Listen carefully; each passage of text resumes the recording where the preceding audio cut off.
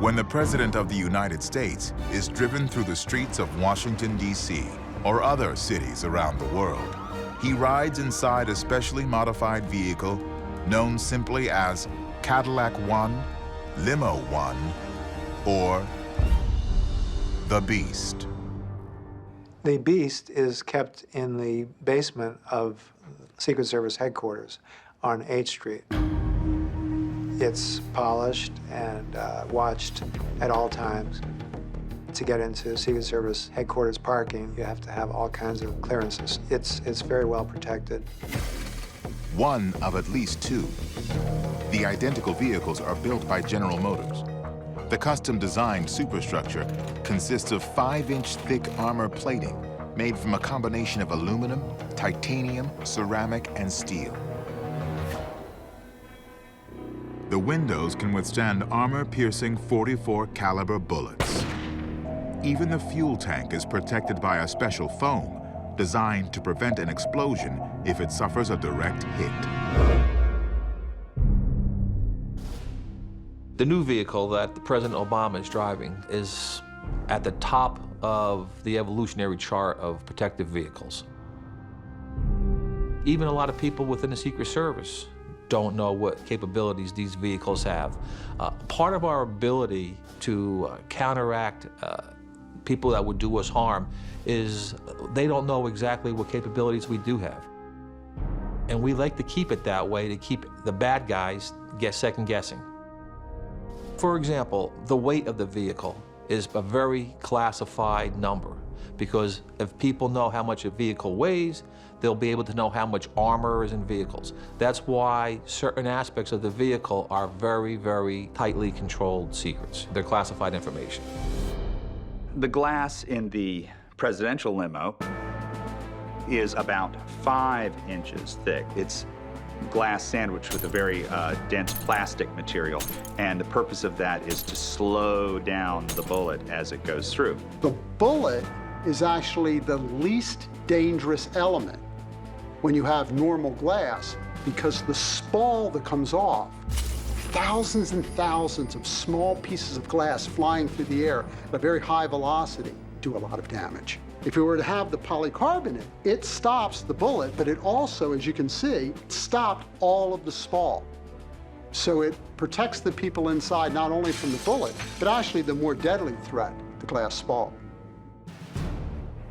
There's a nylon or a Kevlar donut inside the tires, which allows the vehicle to continue to run should somebody decide to shoot the tire out, or if you have a blowout.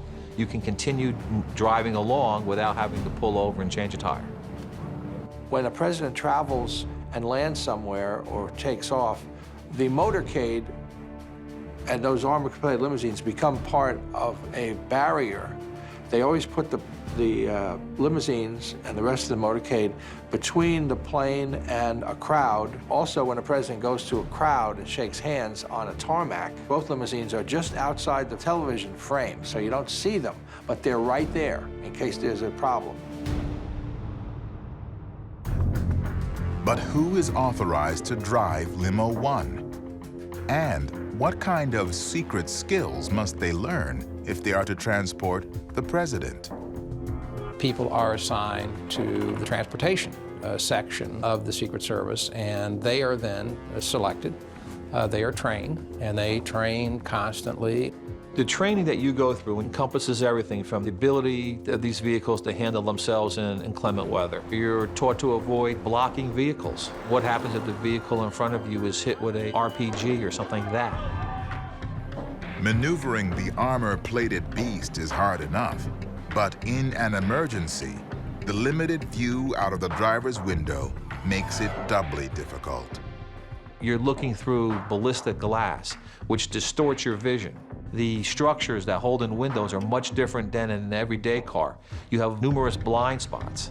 It's not a vehicle that is fun or comfortable to drive. The technologies are there these days to make very strong, hardened vehicles. The problem is the technologies that someone can hold in their hands will still destroy them. The protection is having, and as you've seen in a lot of the convoys, a number of cars. and really not knowing which one the person's in. If you could be protected in a car, you'd only have one rolling down the street. Well, that's just not the case.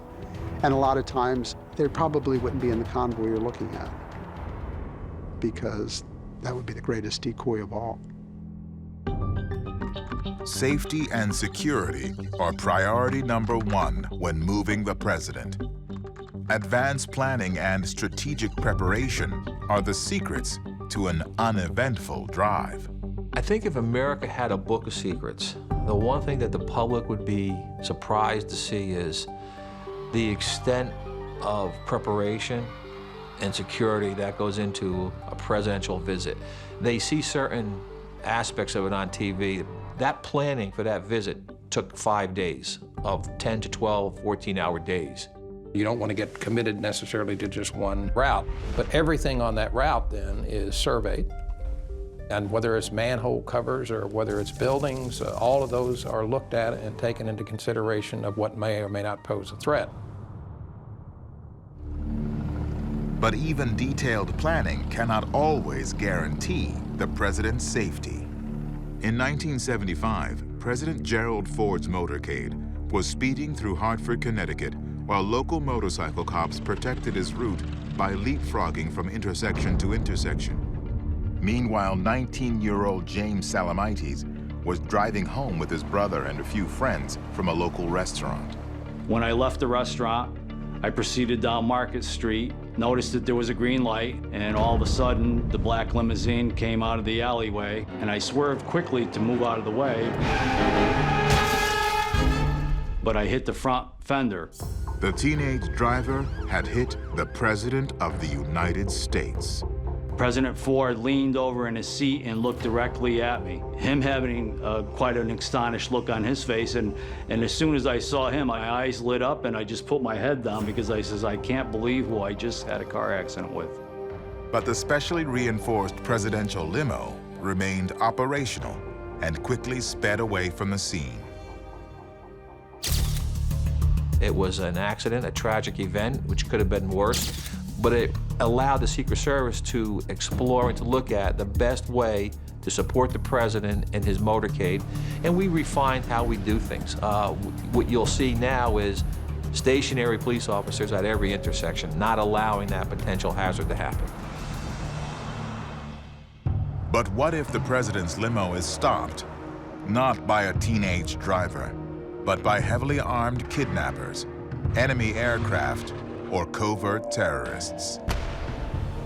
What secret weapons and counter-assault technologies might be on board the Beast?